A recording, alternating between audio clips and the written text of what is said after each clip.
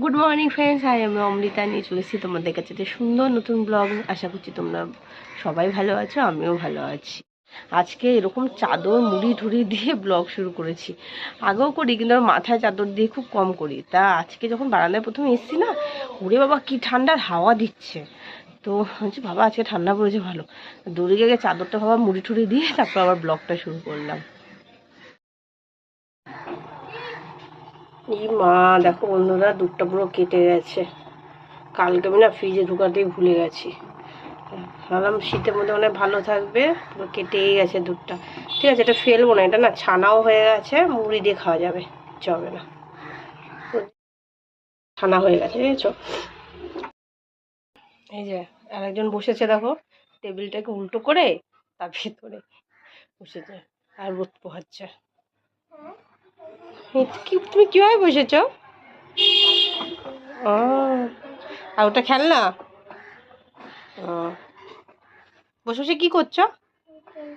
খেলছো? আমাদের এখানে রুমালি রুটি দেখো, কত বড় রুমালি রুটি বুঝেছো। এই যে দেখো, আমাদের এখানে রুমালি রুটি একটা খেলেই পেট ভরে যায়। এটা হলো কালকে রাতে আনা হয়েছে রুটি। সকালের ব্রেকফাস্ট রুমালি রুটি আর চিকেন কষা, এটা ফ্রিজে ছিল, তাই ভাবলাম খেয়ে নিই।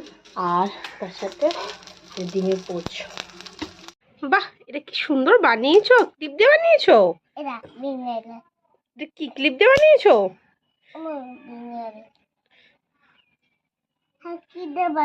বাহ, সুন্দর বানিয়েছো। তুমি এগুলো বানাতে পারো? বাঁধাকপি, একটা বেসন, চালের গুঁড়ো আর কালো জিরা, নুন দিয়ে ভালো করে মেখেছি। মেখে এই যে বড়া ভাজছি, আমি ভাজছি। এই যে রেডি হয়ে গেছে বাঁধাকপির বড়া। এর মধ্যে একটু সস দিয়ে খেলে আরো ভালো লাগে, কিন্তু আমাদের ঘরে এখন সস নেই।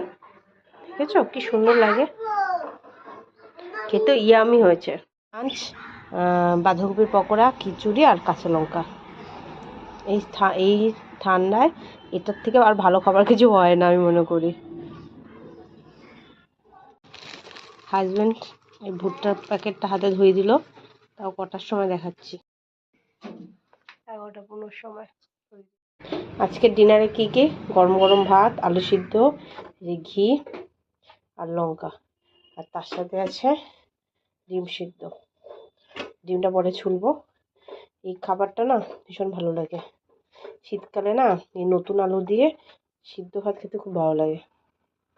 আমার না ডালটা ভালো লাগে না সিদ্ধ ভাতের সাথে, আলু আর এবং ঘি লঙ্কা দিয়ে খেতে বেশি ভালো লাগে, তার সাথে ডিম, দুর্দান্ত লাগে। গুড নাইট ফ্রেন্ডস, এখানে আমি আমার ব্লগটা শেষ করছি। আবার অন্যদিন দেখা হবে সুন্দর একটা নতুন ব্লগ নিয়ে।